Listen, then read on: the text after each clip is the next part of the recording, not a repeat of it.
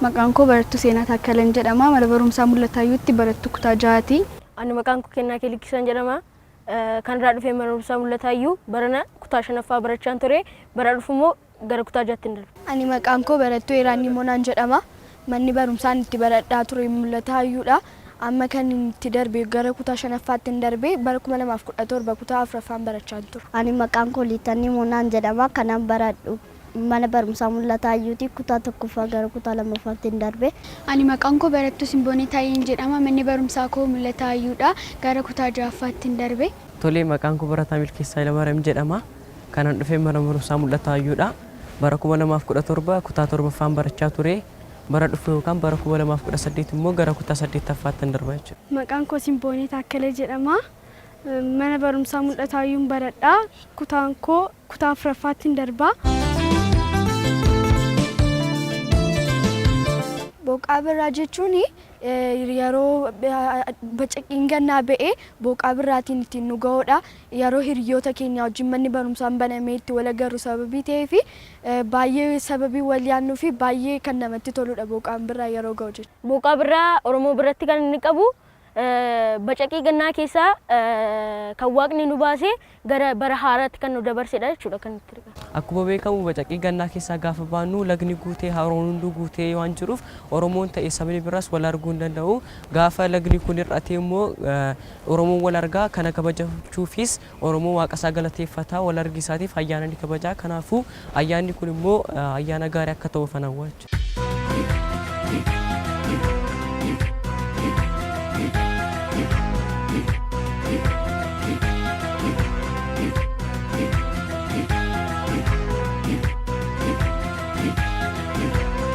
Karoora jechuun hoogganaa nama tokko jechuudha. Kana jechuun namni tokko hojii isaa tokko hojjechuu isaan dura karooratu isa barbaachisa. Karoora isaa kana immoo karoora dhaabbataa godhee baafachuu qaba. Kana jechuun hojii garaagaraa yeroo hojjetu keessatti yeroo taphatu jira, yeroo dubbisu jira. Kana malees immoo yeroo itti qo'atu jira. Kanaafuu yeroo isaa qoqqoodee karooraan adeemuu qaba jechuudha. Karoora jechuun namni karooraan yeroo durfamu akka callumadhee ittiin durfamu namni karooraan durfamu karoorri yeroo siin qusatu sababii ta'eef karooraan durfamuun gaariidha jedha. Karooraan yoo hoogganamne wanti karoorfanne hunduu galmaan nu ga'a. Sagantaadhaan yoo qo'annee yoo sagantaadhaan wanta garaagaraa hojjenne yeroon keenya nu jalaan qisaasa'u qisaasamne yeroo siin jiraatu kanaaf wantoota garaagaraa haaluma qindaa'ina qabuun hojjenna jechuudha. Karoora namni kan karoorfachuu danda'u yeroo irratti hundaa'eetudha. An fakkeenyaaf yeroo inni itti waaqa isaa galateeffatu, yeroo inni itti kalaqa hojjetu, yeroo inni itti qo'atu akkasumas yeroo garaagaraatti hundoofneetu karoora baafanna jechuudha. Karoora karoorfadhe keessaa kan hin raawwatamne hin jiru garuu karoora kan inni karoorfadhe hunduu kan fiixaan ba'edha.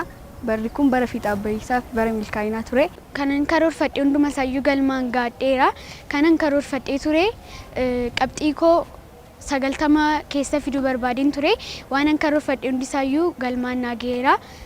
Qabxiin koo immoo 92.75 fiduudhaan waanan karoorfadhe galmaan gaadheera. Ani kanan raawwatiin hafne injiru garummoo kan inni karoorsee raawwadhe barumsatti cimaa ta'uu kalaqa garaagaraa hojjechuudha. Bara 2017 keessa qabxii olaanaan karoorfadheen ture. Akkasumaanis akkuma karoorfadhe qabxii olaanaa fiduudhaan tokkoffaa ba'ee qabxii koo sana galmaan gaadheen jira. Bara 2017 karoora dhaabbataa baafadheen qo'achaa ture. Kanaanis milkaa'eera jechuudha. Bara 2017 waan inni milkaa'ee jiru jechuudha.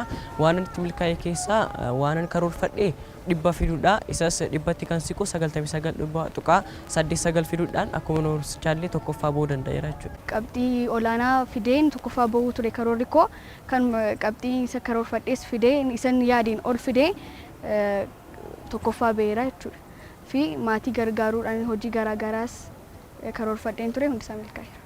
Dhibbaan fiduuf karoorfadheen ture 99.61 raawwadhe. Kanan fide 98dha. Kanan karoorfadhe immoo 100dha. Average ani karoorfadhe ture 99.8.7 karoorfadhe ture 99.75 fide.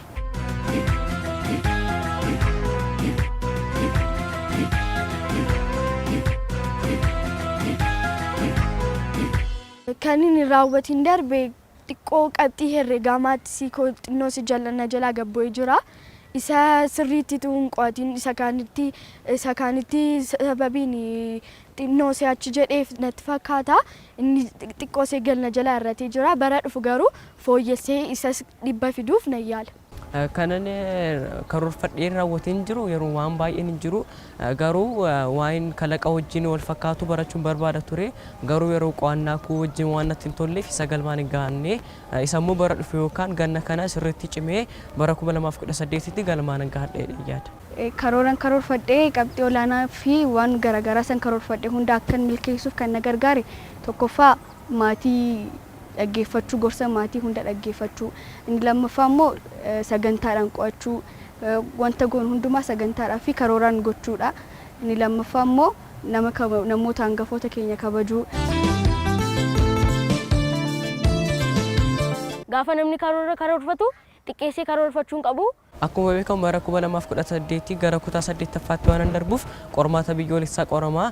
Qormaata biyyoolessaa qoramu kana immoo dhibba fiduufan karoorfadhee jira. Karoora koo kana galmaan gahuufis ammumarraa eegalee qo'adheera. Karoora mataa kootii ammumaan baafadhee kan kutaa 7s kan kutaa 8s dubbisaan jira jechuudha. Dhibbaan karoorfadhee dhibba karoorfachuudhaaf immoo karooraan qayyabachuu maatii keenya wanta isaan jedhan dhaggeeffachuu barsiisota keenya ajaja isaanii dhaggeeffachuu sababii qabnuu fi kana hunda godhee qabxiin dhibba karoorfadhee sana galmaan gahuuf karoorfadhee jira jechuudha. Ani karoora bara dhufuuf kanan karoorfadhee jiru akkuma beekamu kutaa ja'atti qormaanni biyyoolessaa yookiin immoo ministiriin jira.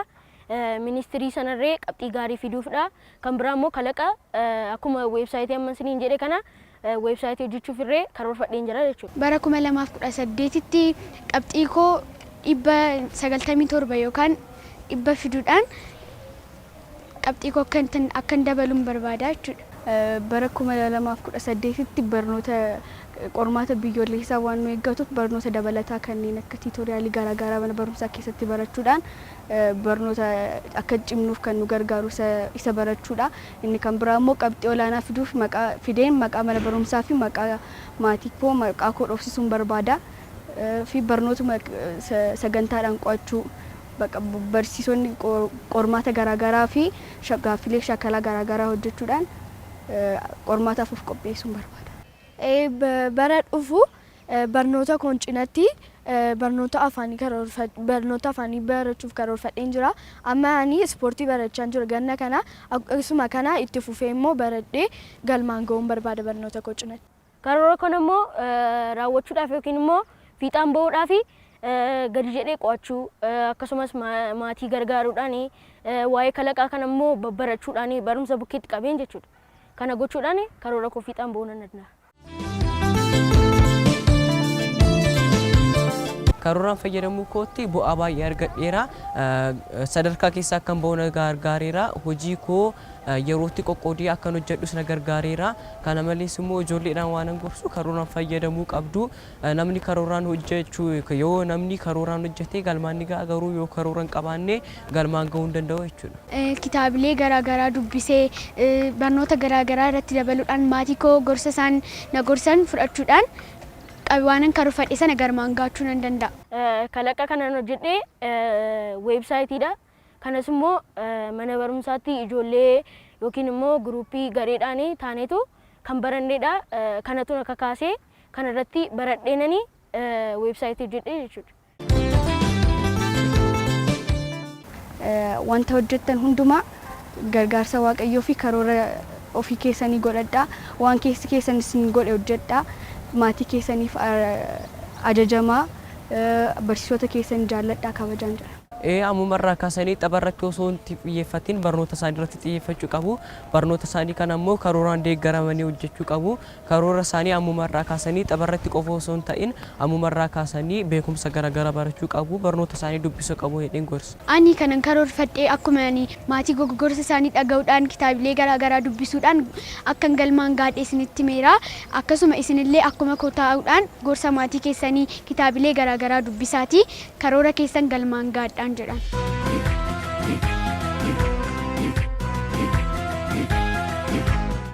uummanni Oromoo hundi fi maatiin keenya barsiisonni keenyaa fi hiriyoonni keenya hunduu baga bacaqii gannaa baatanii booqaa birraatti dabartan jechuudha. Ani abbaa koo Dikkiisaa Kurmaanaa, haadha koo Bashaatu Mazgabu, akkasumas obboloota koo sadan baga booqaa bacaqii gannaa darbitanii booqaa birraatti darbitasi. Maatii koo abbaa koo obbo Nimanaa Zarihuun, harmee koo addee Hawwii Zarihuun, obboloota koo hiriyoota koo barsiisota koo fi uummata Oromiyaa hundaan baga ittiin singee baga booqaa birraatiin singee jechuun barbaada. Baga bacaqii gannaa dabartanii booqaa birraa geessan. Maatii koo, hiriyoota koo, barsiisota koo akkasumas uummattoota Oromiyaa hunda baga bacaqii gannaa baatanii booqaa birraa geessan. Duraan dursa Waaqayyoon galateeffachuu barbaada. Sababni isaas kanarra waan nagaheef itti aansee maatii koo hunduu galatoomaa jechuun barbaada. Maatii koo akkasuma barsiisota koo, hiriyoota koo Oromiyaa hundumaadhaaf baga bacaqii gannaa dabartanii booqaa birraa isin ga'een jechuu barbaada. Abbaa koo Nimanaa Zarihuun Caalaa fi harmee koo Hawwii Zarihuun Baqqalee baga ayyaana isin ga'e. Barri 2018 bara nagaa, bara milkaa'inaa, bara jaalalaa, bara nagaa kan tokkummaa nuuf haa ta'u. Baga booqaa birraa geessanii ayyaana gaarii. Ijoollee aadaa keessan duudhaa keessan baruu barbaaddu? Mana barumsaatti kanan irraa baradhu barsiisaa kootti irraadha. Mana kootti kanan baradhu barsiisaan koo chaanaalii OBN Gaammeedha. OBN Gaammee jechuun anaaf waan guddaa naaf godhee jira. seenaa fi duudhaa saba kootii baruudhaaf, Aadaa fi afaan koo hubachuuf, beekumsa garaagaraa kan horadhuuf, mana koottis ollaa koottis kan ilaalu OBN Gaammee. OBN Gaammee daawwadha. chaanaalii OBN Gaammee daawwadha. OBN Gaammee daawwadha. OBN Gaammee nan jaalladha.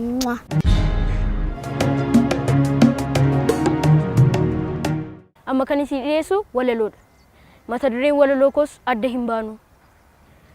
Afaan sossobbaan seequ dubbii gamaaf gamanaa, dhugaa eegurraa tarree hin beeku yaa namanaa. Kaleessi keenya tokko haadha keenyas tokkuma, hamaa waliif hin soqnu addaan hin baanu gongumaa.